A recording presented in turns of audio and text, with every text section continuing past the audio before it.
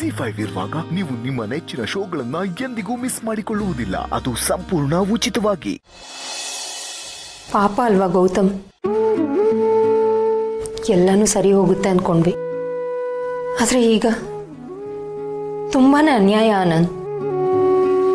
ಅಲ್ಲ, ಆ ನೋವಿಗೆ ಗೌತಮ್ ಅಂದರೆ ಯಾಕೆ ಅಷ್ಟಿಷ್ಟನೋ ಗೊತ್ತಿಲ್ಲ. ಪಾಪ ಅವನು ಆಸೆ ಪಟ್ಟಿದ್ದು ಯಾವುದೋ ಅವನಿಗೆ ಸಿಗಲ್ಲ. ಕೊನೆಗೆ ಸಿಗೋದು ನೋವು ಮಾತ್ರ. ಎಲ್ಲನೂ ಕೊಡೋ ಶಕ್ತಿ ಇರೋ ದೇವರು ಯಾಕೆ ನಮ್ಮಿಂದ ಎಲ್ಲನೂ ಕಿತ್ಕೋಬೇಕು? ಯಾಕೆ ಹೀಗೆಲ್ಲ ಆಗುತ್ತೆ ಅವನಿಗೆ ಅಂತಾನೆ ಅರ್ಥ ಆಗಲ್ಲ. ಒಂದೊಂದ್ಸಲ ಇದ್ರ ಬಗ್ಗೆ ಯೋಚನೆ ಮಾಡ್ತಿದ್ರೆ ಪ್ರಶ್ನೆಗಳು ಹುಟ್ಕೊಳ್ಳುತ್ತೆ ಹೊರತು ಉತ್ತರ ಅಂತೂ ಸಿಗಲ್ಲ. ನನಗಂತೂ ಏನು ತೋಚ್ತಾ ಇಲ್ಲ ಪರ್ಣ. ಎಲ್ಲ ವಿಷಯದಲ್ಲೂ ಒಂಥರ ವೈರಾಗ್ಯ ಹುಟ್ಟುಬಿಟ್ಟಿದೆ. ಗೆಳೆಯನಿಗಾದ ನೋವು ನನಗೆ ಅಷ್ಟೊಂದು ನೋವು ಕೊಡ್ತಾ ಇದ್ದೆ. ಏನೇನೋ ಆಸೆ ಇಟ್ಕೊಂಡಿದ್ದ, ಎಲ್ಲ ಹಾಳಾಗೋಯ್ತು. ದೇವರನ್ನು ನಿದ್ದಿದ್ರೆ ಖಂಡಿತ ಇಂಥ ಕೆಲಸ ಮಾಡ್ತಾ ಇರಲಿಲ್ಲ. ಅದರಲ್ಲೂ ನನ್ನ ಗೆಳೆಯನಿಗೆ. ನನಗಂತೂ ಅವನ ಮುಖ ಕಣ್ಮುಂದೆ ಬರ್ತಾನೇ ಇದೆ. ಅಮ್ಮ ಸಿಗ್ತಾರೆ ಅಂತಂದಾಗ ಅವನ ಮುಖದಲ್ಲಿ ಸಂತೋಷ ಇತ್ತು. ಆದರೆ ಇವಾಗ ಅದು ಯಾವುದೂ ಇಲ್ಲ. ಇಷ್ಟು ದಿವಸ ಅವನು ಯಾವ ವಿಷಯಕ್ಕೋಸ್ಕರ ಖುಷಿಯಾಗಿದ್ನೋ ಅದೇ ವಿಷಯಕ್ಕೆ ನೋವಲ್ಲಿದ್ದಾನೆ. ಅದು ಅಂತಿಂತ ನೋವಲ್ಲ, ಅಮ್ಮನ್ನ ಕಳ್ಕೊಂಡು ನೋವು. ಇಷ್ಟು ದಿವಸ ಅವನ ನಗ್ಸಕ್ಕೆ ಏನೇನೋ ತಮಾಷೆ ಮಾಡ್ತಾ ಇದ್ದೆ. ಅವನ ಕಾಲು ಎಳಿತಾ ಇದ್ದೆ, ವಿಷಯನ ಡೈವರ್ಟ್ ಮಾಡ್ತಾ ಇದ್ದೆ. ಈಗ ನಾನೇ ನೋವಲ್ಲಿದ್ದೀನಿ. ಅವನಿಗೇನು ಅಂತ ಸಮಾಧಾನ ಹೇಳಿದ್ದೆ. ಇಷ್ಟು ದಿವಸ ಅವನು ಬೇರೆ ಲೋಕದಲ್ಲೇ ಇದ್ದ. ನಾನು ಸಿಕ್ಕಾಗೆಲ್ಲ ಅಮ್ಮ ಸಿಗ್ತಾರೇನೋ ಅಂತ ಕೇಳ್ತಾ ಇದ್ದ. ಸಿಗ್ತಾರೆ ಅಂದ ತಕ್ಷಣ ಅವನ ಮುಖದಲ್ಲಿ ನೋಡ್ಬೇಕಾಗಿದ್ದ ಸಂತೋಷನ ಇನ್ಮೇಲೆ ಅವನ ಪಾಲ್ಗೆ ಈ ಸಂತೋಷ ನೆಮ್ಮದಿ ಯಾವುದೂ ಇರಲ್ಲ ಪರ್ಣ.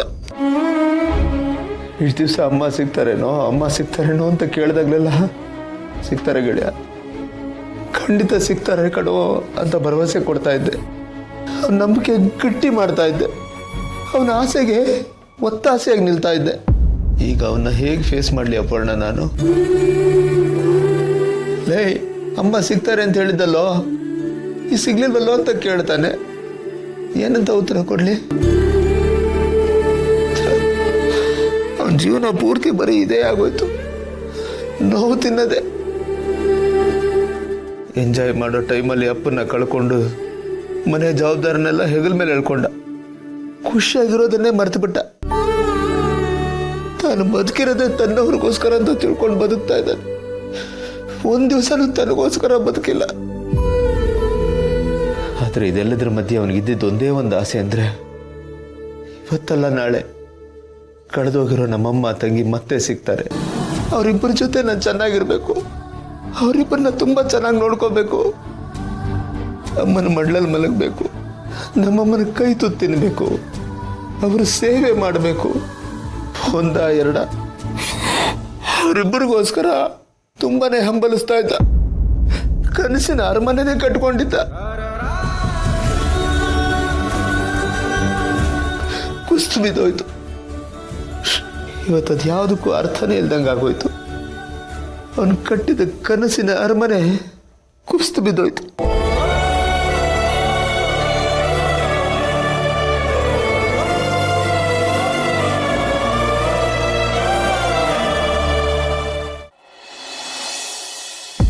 ಸರ್, ಇದರಲ್ಲಿರೋ ಪೇಷಂಟ್ದು ಎಷ್ಟು ದುಡ್ಡಾಗಿದೆ ಅಂತ ನೋಡ್ಬೇಕಿತ್ತು.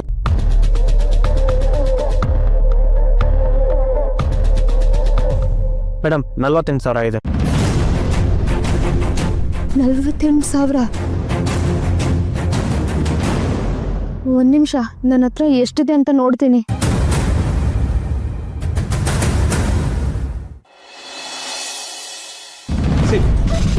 ಇವಾಗ ಬಿಗ್ ಬ್ರೋ ಅವರ ತಾಯಿ ಮತ್ತೆ ತಂಗಿ ಇಲ್ಲವೇ ಇಲ್ಲ, ಸತ್ಯ ಹೋಗಿದ್ದಾರೆ ಅಂತ ಆದ್ರೆ ಬಿಗ್ ಬ್ರೋ ಅವ್ರನ್ನ ಹುಡುಕ್ಸೋ ಕೆಲಸ ಮುಂದುವರಿಸ್ತಾನ?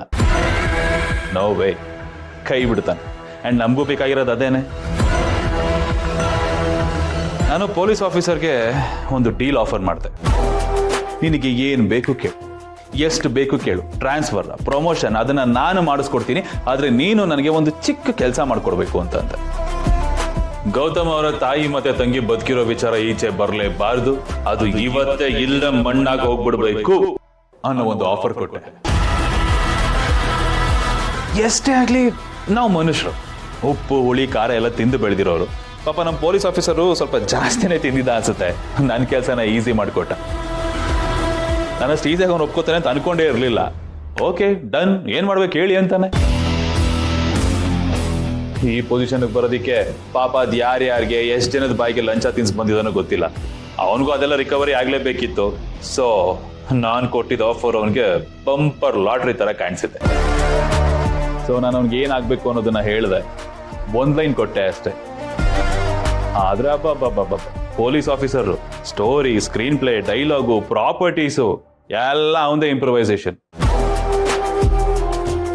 ಅವನು ಈ ತಂಗಿದು ತಾಯಿದು ಒಂದಷ್ಟು ಐಟಮ್ಸ್ ತಂದು ಕೊಟ್ಟ ಗೊತ್ತಾ, ಅದು ಅವಂದೇ ಇಂಪ್ರೂವೈಸೇಷನ್. ಇಲ್ಲಿ ನನ್ನ ಕೆಲಸ ಏನೂ ಇಲ್ಲ. ಒಟ್ನಲ್ಲಿ ನನ್ನ ಕಡೆಯಿಂದ ಅವನಿಗೆ ಕೊಟ್ಟಿದ್ದು ನಾನು ಜಸ್ಟ್ ಒಂದು ಪ್ಯಾಕೇಜ್ ಡೀಲ್ ಅಷ್ಟೇ. ಹೆಂಗೆ ನಾವು ಈ ಜೇಡಿ ಕೇಡಿಗೆ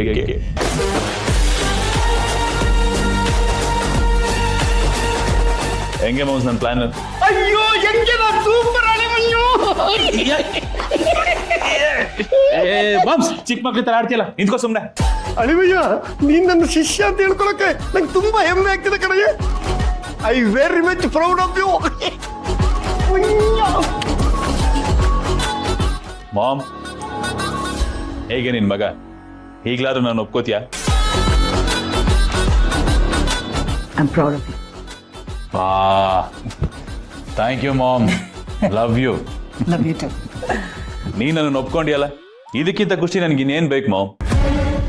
ನನ್ನ ಮನಸ್ಸಿಗೆ ಆಗಿರುವಂಥ ದಿ ಬೆಸ್ಟ್ ಖುಷಿ ಇದು. Thank you so much. ಮುಂದಕ್ಕೆ ಏನು ವರಿ ಮಾಡೋ ಹಾಗಿಲ್ಲ. ಬಿಗ್ ಬ್ರೋ ಅವರ ತಾಯಿ ಮತ್ತೆ ತಂಗಿ ಸತ್ರು ಅನ್ಕೊಂಡು ಈ ವಿಚಾರನ ಅಲ್ಲೇ ಕೈ ತೊಳ್ಕೊತಾನೆ. ಅಂಡ್ ಈ ಗ್ಯಾಪ್ ಅಲ್ಲಿ ಅವರಿಬ್ಬರನ್ನ ಮುಗಿಸಿ ನಾವು ಕೈ ತೊಳ್ಕೊಳ್ಳೋಣ ಅಷ್ಟೇ. ನೋ ವರಿ, ಬಿ ಹ್ಯಾಪಿ, ಬಿಂದಾಸ್ ಆಗಿರೋಣ.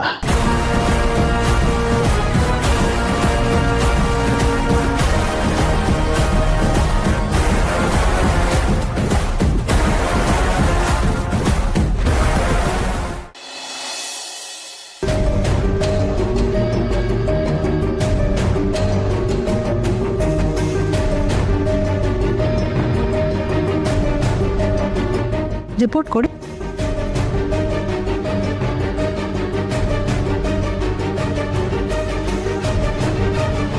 ರಿಪೋರ್ಟ್ಸ್ ಎಲ್ಲ ನಾರ್ಮಲ್ ಆಗೇ ಇದೆ.